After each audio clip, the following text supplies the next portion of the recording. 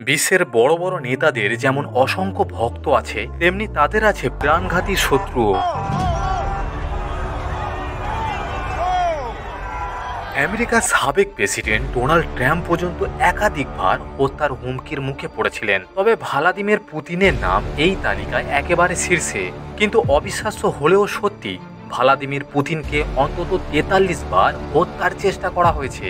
তবে প্রতিবারেই তিনি বেঁচে ফিরেছেন। আর এর পিছনে রয়েছে এক রহস্যময় অদৃশ্য শক্তি, আর ইলিট বডিগার্ড ইউনিট। হ্যাঁ বন্ধুরা, আজকের ভিডিওতে আমরা দেখব পুতিনের দেহরক্ষীরা আসলে কারা, আর কেমন সেই সুরক্ষা ব্যবস্থা যা পুতিনকে প্রায় অমর করে তুলেছে।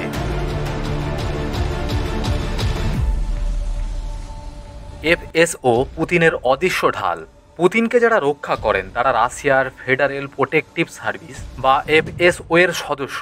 এই বাহিনী নিয়ে গড়া একটি গোপন দল, যাদের সদস্য সংখ্যা সঠিকভাবে কেউ জানে না।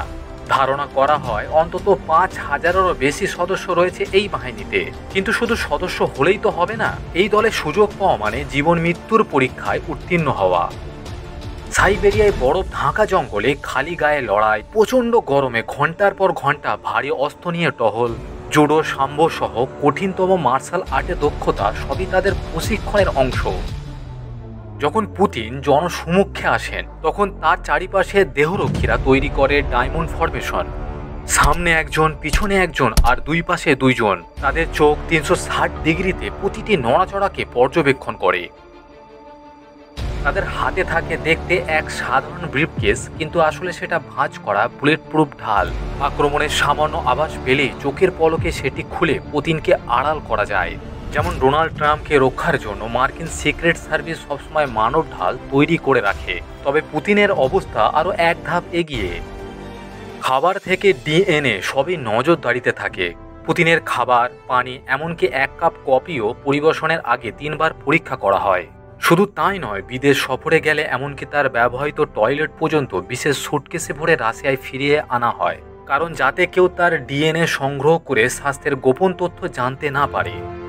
অনেক গোয়েন্দা সংস্থা দাবি করে পুতিনের কয়েকজন হুবহু দেখতে বডি ডাবলস আছে, যারা বিপজ্জনক মুহূর্তে তার হয়ে জনসমক্ষে আসে। যদিও পুতিন নিজে এই কথা অস্বীকার করেছে, তবে হয়তো এটা তার নিরাপত্তা কৌশলের অংশ।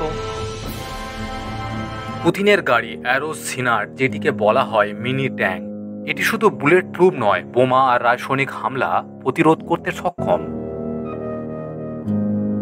টায়ার নষ্ট হলে মাইলের পর মাইল ছুঁটতে পারে।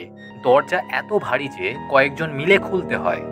পুতিনের বহরে থাকে এই রকম দেখতে একাধিক গাড়ি, যাতে আক্রমণকারীরা বিভ্রান্ত হয়। অনেক সময় তিনি প্লেনে না উঠে অন্য গাড়ি বা ট্রেনে চলে যান। এবার পুতিনের আকাশে আর ট্রেনের নিরাপত্তা দেখুন। তার বিশেষ বিমান শুধু বুলেট প্রুফ নয়, মিসাইল প্রুফও বটে। এতে রয়েছে আল্ট্রা জ্যামার, যা কয়েক কিলোমিটার দূর পর্যন্ত ড্রোন বা শত্রু জেটকে কাছে আসতে দেয় না। 2022 সালের পর থেকে পুতিন আরও বেশি ব্যবহার করছেন এক বিশাল আর্মার ট্রেন। বাইরে থেকে সাধারণ ট্রেন মনে হলেও ভিতরে আছে helipad, medical room, control room, এমনকি রকেট সিস্টেম পর্যন্ত। যদি তৃতীয় বিশ্বযুদ্ধ বেঁধে যায়, যদি পারমাণবিক বোমা হামলা হয়, তাহলে মাটির 200 ফুট নিচে পুতিনের রয়েছে এক গোপন আন্ডারগ্রাউন্ড বাংকার, যেখানে থেকেও তিনি পুরো রাশিয়াকে নিয়ন্ত্রণ করতে পারেন। এমনকি সেই বাংকারে গোপন মেট্রো সংযোগও আছে, যা তাকে মুহূর্তের মধ্যে সেখানে পৌঁছে দিতে পারে। ভিডিওর অবশেষে বন্ধুরা, পুতিনের দেহরক্ষীরা শুধু একজন মানুষকে নয়, পুরো রাশিয়ার শক্তিকে রক্ষা করে। কারণ অনেকেই মনে করেন পুতিনকে হত্যা করা মানে রাশিয়ার শক্তিকে ভেঙে দেওয়া। তাহলে প্রশ্ন রইল, এত সব কঠোর নিরাপত্তা ব্যবস্থা থাকার পরেও আপনি কি মনে করেন ভ্লাদিমির পুতিন আসলে পুরোপুরি সুরক্ষিত? অবশ্যই আপনার মতামত কমেন্ট সেকশনে জানাতে ভুলবেন না। আর ভিডিওটি ভালো লাগলে একটি লাইক করবেন, আর আপনার প্রিয় বন্ধুদের সাথে শেয়ার করে তাদের দেখার সুযোগ করে দিন।